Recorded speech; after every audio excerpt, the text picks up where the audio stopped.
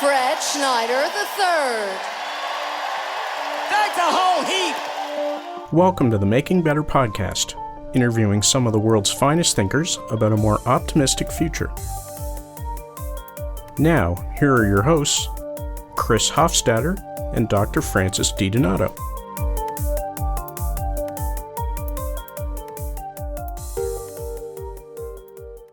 Welcome to episode 14 of the Making Better podcast, featuring our first bona fide rock star, Fred Schneider, the lead singer of the B-52s. Fred's such a favorite of mine on so many levels, and I think he's just been this really insightful mind in terms of what's been going on in the world, how to not let it get you down to the point where you can't party anymore. And the B-52s have been one of my favorite acts ever since they emerged way back in the late 70s. I saw them perform many times, and this is the first time I got to talk to Fred, so it was really fun. Yeah, and I think their work is very lighthearted because it is sort of party music. A lot of times I think the genius gets lost, but it's aged so well over time, and I'm just really delighted to have him here. Well, with that said, let's get on to the interview. Fred Schneider, welcome to Making Better. Thank you. Good to be here. Fred, this is not actually the first time you and I have met. I was one of the kids standing outside the stage door at the Capitol Theater in Passaic, New Jersey, when you guys headlined there over Kid Creole and the Coconuts, and it was a spectacular show. I just wanted to shake your hand as you were coming out, so that was the first time we met. Oh, okay. Yeah, Kid Creole, they're great. That was a spectacular show. I mean, everyone was dancing all night. Everyone was sweating through our clothes. I mean, both of the acts were just wonderful. Oh, good. Well, that's the point. You're definitely the ultimate party band. I could think of no bands that have the music's aged better. I mean, you just have this place that's so timeless. And it's really amazing to see how you could hear the B-52s recordings from the 70s now, or the early 80s. It feels like now. I don't know how you did that. Well, we never tried to sound like anybody else or follow trends. So we were our own trend. I wanted to ask you about your songwriting process, because the B-52s are both extremely accessible, but they're also abstract and surreal. And I was wondering how you manage that balance. I think we just get people going and then they sing along, and I don't know how deeply they go into the lyrics, but they're catchy. We put a lot of work into them. We have dozens of songs that we worked on but never finished. So I think the music gets people going along, and we have a lot of sound candy in our lyrics and vocals. And you started out as a poet, correct? Yes. The last thing I did before I dropped out of college, because I was so lazy, was do a book of poetry, but I wound up liking it. And eventually, later on, parts of some of the poems were incorporated into lyrics that we did. Well, one of the things that really stands out in the B-52s is the surprising imagery and words, and I think just the fun of the lyrics. Well, we have a sense of humor, but we're serious about having a sense of humor. I mean, I'm more influenced by Dada and surrealism than camp, so we have political references in several songs, and we mostly do the talking about political and environmental and other important social issues when we do interviews. I remember an interview with you in Vegetarian Times about 35 years ago, in which you said something like you guys were militant vegetarians, that you would go to McDonald's and throw things at people? No. I don't think I said that. Well, as I said, it was an article I read 35 years ago, so I might be mistaken. Yeah, I know what you're talking about. I'm sure we'd get thrown out for throwing McNuggets at people. Part of the purpose of our podcast is we're trying to look for reasons for optimism in the world. And with all that's going on right now, I mean, we're in a time right now where there's 10,000 children in detention centers in this country. And I mean, it just goes on and on and on. I mean, the level of cruelty that has been let loose with this president we have is just, I would have thought, unthinkable. And the Republican Party's in cahoots. And rich billionaire Koch brothers, all these other horrible people funding it. It can get pretty depressing at times, but then you have all the kids who are saying do something about climate change. You're all going to be dead. We're going to be suffering from this. And so once we get impeach dump, we'll see what happens. I'm sure the Senate's just going to stick their heads up their behinds and give them a free pass. None of the Democrats, of course. All they need is 51 votes to get rid of them. But, that's not going to happen. I find the kids protesting about climate change positive. Greta's such a star, huh? Oh, yeah. No, she's fabulous. Isn't she the best? She's a hero for a lot of people, and rightly so. And the ones who criticize her are a-holes. So I find that very encouraging. Young people are not going to put up, and they're fighting for banning guns and assault weapons and things I've supported for as long as I can remember. So it's good to see that they're really getting a lot more attention. I do find myself getting inspired by young people. I mean, I'm 59 years old, and it's inspiring that, so many, I live in Florida, and, the whole Parkland kids on the gun issue are really pretty amazing. They're fantastic. I think a really major issue right now in the world is inclusion. And one of the things I always loved about the B-52s is that I think in terms of supporting gay rights and bringing gay culture to the mainstream, you guys have been sort of at the forefront of that too. Well, everyone's invited to our party and always has been. I mean, in the beginning, having been bullied in high school, I wasn't about to be a standard bearer, but fans knew, my friends knew, family knew. Even Elton John was in the closet. So, but, gradually we got more comfortable with it, and it's like, what the hell, who cares? I read that when you came out to your mom, she didn't even stop vacuuming. Uh-huh. Well, good thing it was my bedroom. She was vacuuming. I think that's a great story. I know, Freddie. Is that what she said? Uh-huh. I think my parents always suspected I was because, the minute I started growing a little pubic hair, I had pictures of Ziggy Stardust all over my bedroom. There you go. Yeah. Still, I guess, very sort of divisive country that we have right now in terms of culture, in terms of politics. What do you see as being things that we could do to heal this country or push us more into a place where people can appreciate each other's diversity? Vote out Republican leaders and implement positive things for the average citizen, which Republicans don't do, and pull the wool over their base's eyes, and hopefully they'll realize that, coal's not coming back. You just lost all your manufacturing jobs. There goes your farm. When are people going to realize, whatever, why should you decide what a woman does with her body, you old fart? Exactly. Well, one of the things that I always found really kind of strange is how you have this conservative party and they preach conservatism, but actually a lot of them are the most decadent people on the planet. They're pigs. I mean, hello, consorting with the top porn stars and hookers and a wife who was not exactly a Vogue model. That's true. When they had the Republican convention in New York a few years ago, they had to import escorts because there weren't enough escorts in New York to facilitate the Republican convention. Oh, well, a friend told me that whenever the Baptists come to town at the hotels, they go gangbusters with the porn. And when the Christian right said they were going to boycott San Francisco, the people who run the Fulton Street Fetish Fair thought they'd have to close down. Who cares? Who wants them in town? Christian wrong is what I call them.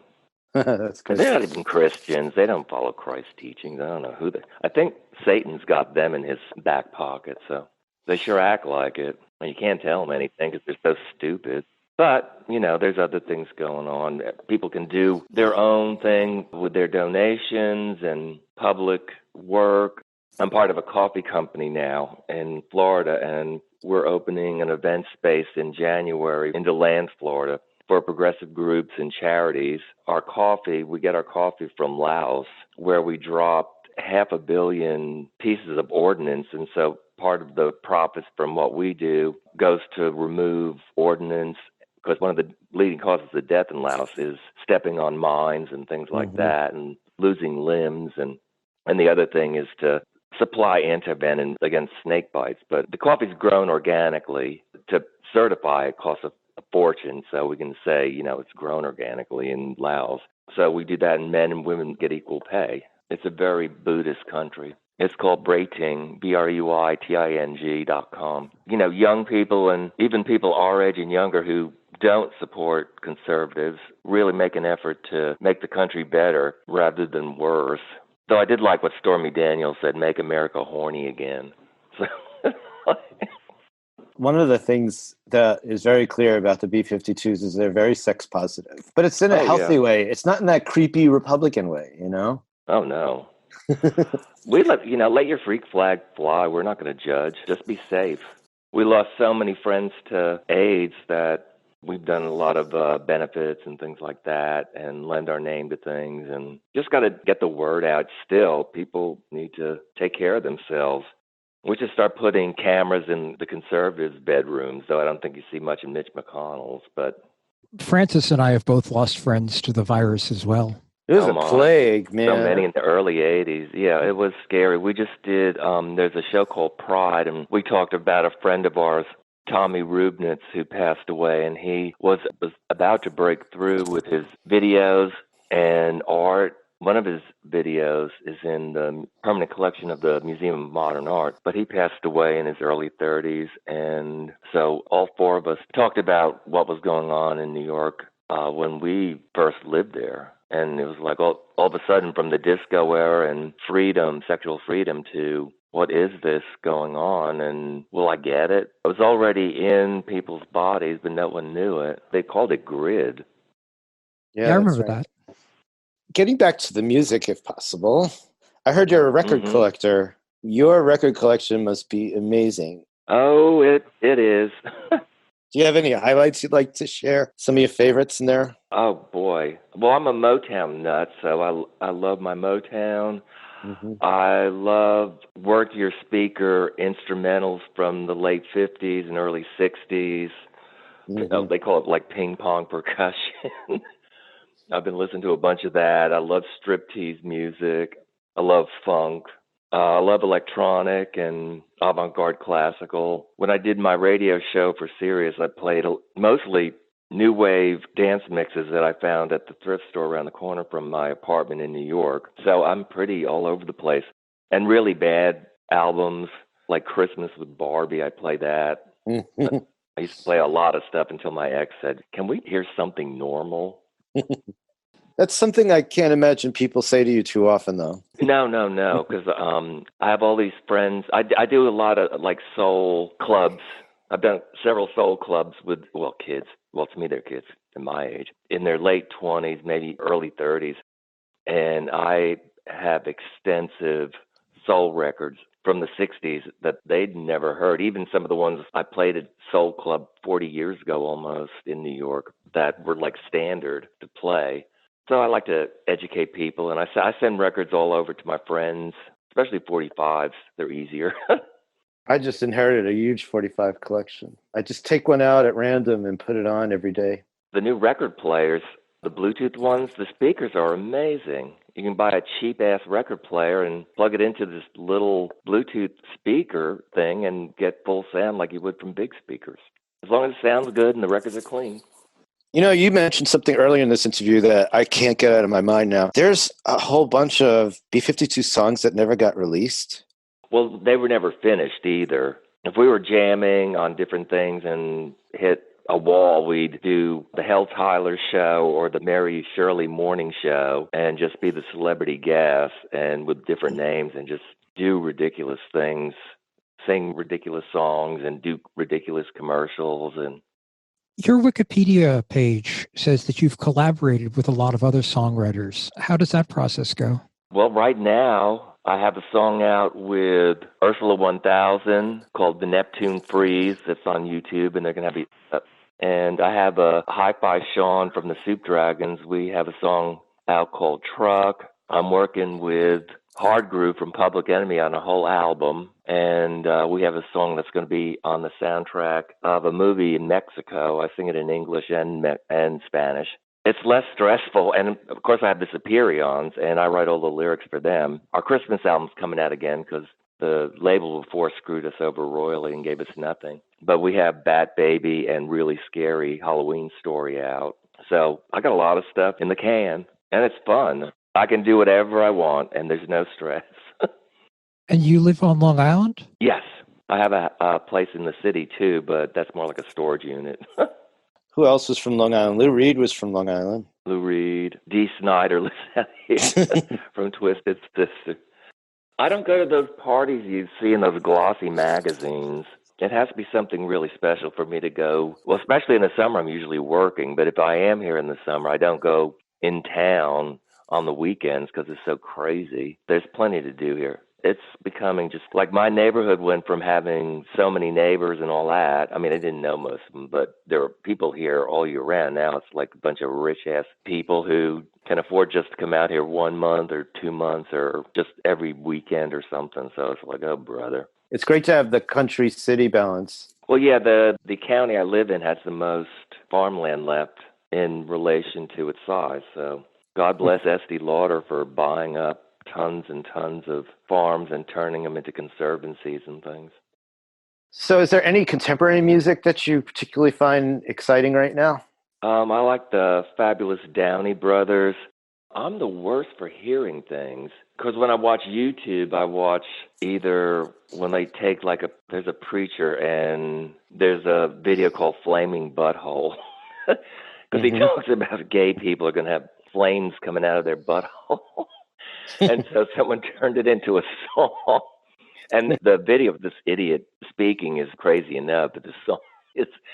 So I like that, and I like just anything like that. I'm the worst for listening to new music because if I listen to the radio, I listen to NPR, or I play my own music, my own music and all that. I mean, records I have and CDs I have out the wazoo. Well, back when you came to New York, I think your first show was at Max's, right? And there was definitely, it was an underground, You pretty much had to go downtown to experience the new music back then, the punk rock, the new wave, all that. Oh, yeah. I mean, we didn't even have our first single out. And we played on a Monday night in December, which is like dead as a doornail. But we were excited because a lot of our idols played there. And back then, people don't realize, for most of the 70s and the early 80s, New York went dark from 23rd Street down. No, well, even 34th Street down, all the way to the tip of Manhattan. The only lights were on were like the East Village and the West Village. Chelsea was dead. You had to go places. There was an article in the New Yorker a couple of years ago about how people approximately our age group are nostalgic for New York back when it was a sewer. And that, we really miss things like 42nd Street was just full of dirty movies. Yeah. At least it was interesting. I mean, I got mugged, but, I think everyone did. Yeah, it's kind of worth it, though, to have that atmosphere. But I really miss the existence of an underground like that. I think in some ways it was like... It was just so much cross-pollination going on amongst artists. And I guess you came out around the same time as the Cramps did, and right? It was sort of like the second wave of bands that came out. Yeah, we were more the new wavers. We started out punky, and actually Lux and Ivy said they came to our first show. So I think there were only 17 people at the show, and there were 3 bands. I think half the people there were our friends who came up.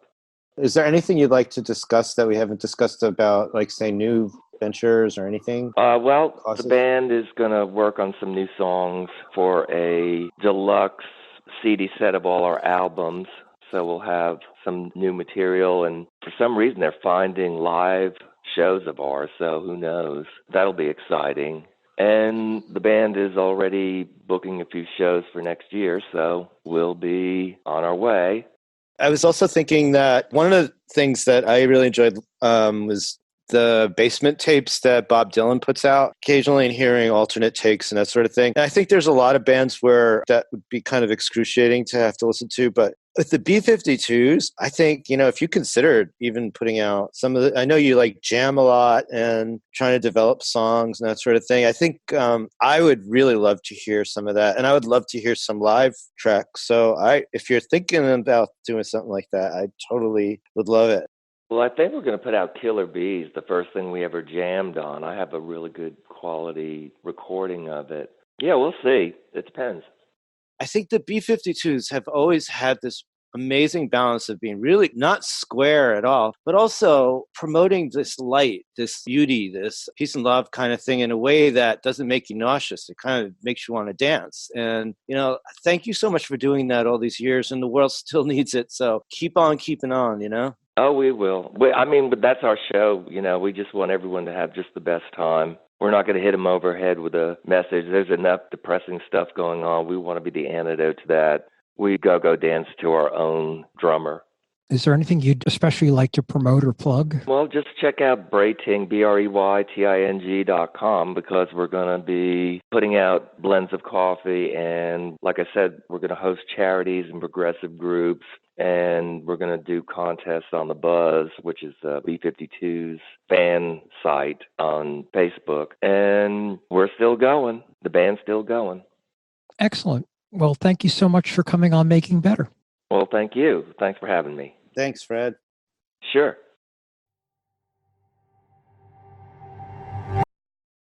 We'd love to know what you think of our podcast. Please visit us online at makingbetterpod.com. And if you feel like supporting us, leave us a review or rating in Apple Podcasts or wherever you listen to us, or send us a donation. You can find the form for that on our website. Follow us on Twitter at MakingBetterPod. You can also interact with us on Facebook. Just log into your Facebook account and search for Making Better. Chris Smart deals with the audio in Samplitude X4. Susan Hofstadter deals with any visual images and transcribes our interviews. Last but not least, Amanda Rush and Jackie McBride keep our server and website running well.